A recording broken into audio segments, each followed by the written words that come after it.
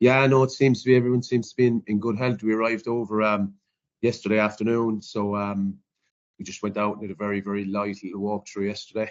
Did a bit of training this morning. There's a nice, I suppose, with the sun, there's a bit of a feel-good factor, which is good. I think timing of coming away, probably for this group, has been good. Something that, looking back in last year, I suppose, is something that stood to us. When you get 2 weeks going, I suppose, a little tour together, it's a great thing. It's been time with each other as coaches, as players, and collectively, more importantly than anything. So, yeah, no, it's been great. I suppose, look, we spoke about it as a staff and with the players in terms of having a plan. We have to be clever in how we play in terms of both halves. Just knowing the Bulls and having a bit of information around them, they go into games with certain plans, and we've kind of, I suppose, look at our own game, but also not play into their hands on how we play and how we really approach this. So there'll be probably a small bit of a different approach to it, which is good. It's exciting. It's something small bit different for us, for the players. And as you said, it's nothing too much of a change. We just got to be clever on how we play the game, I suppose. Yeah, it's great for everyone involved in Irish rugby and Munster rugby. Great for Pete. He's such an important person in Irish rugby. He's such an important person in Munster rugby, and for him to have that done now, he can, not that he never would get on with his job, he always does, but to have him around for at least another season for us, just talking, I suppose, from a Munster perspective, as a coach, to have a guy like him with his leadership. The one thing that stands out for me with Pete is just, when we win, he never gets too high. When we lose, he never gets too low. He's got a very, very good balance in how he approaches things, and it's a real sign of a good leader. So delighted he's here for the foreseeable future. Yeah, I think athletically, you got to look at them. Their power up front, and then their speed out wide. That's what makes them such a dangerous side. And as we spoke about earlier, I think tactically we've got to be very, very smart in how we play. Mind the ball when we have it, because what they like to do, they like to get you into an unstructured game. It allows, their speed, find mismatches, and you can see a lot of their tries come from turnovers or loose kicks. And they just have that ability to put the ball into space and use their speed. I know it sounds quite simple stuff, but they can make it look very simple at times as well.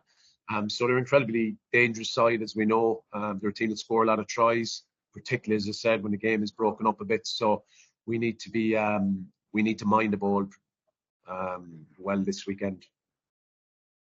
Yeah, it's great to have a couple of players back, and including who you mentioned there, and Calvin Nash also.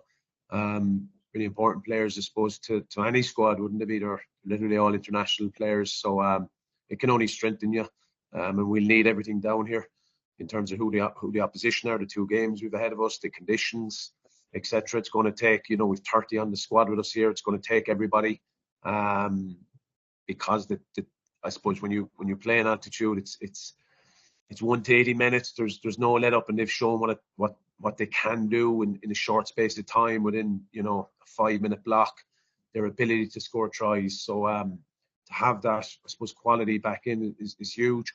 We haven't obviously finalised anything. We just wanted to get through training today.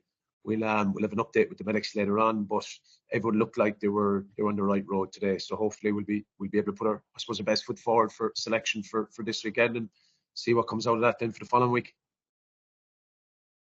Yeah, definitely. I suppose this time last year we came down here needing to have a couple of good performances to even get through, and I suppose it definitely kick-started us in a way. So look, it'll be 2 really tough challenges here, like the altitude and the heat and everything, and obviously the Bulls and the Lions are really good teams as well. So it'll be hopefully we're looking to build from this on. Yeah, it's tough. It's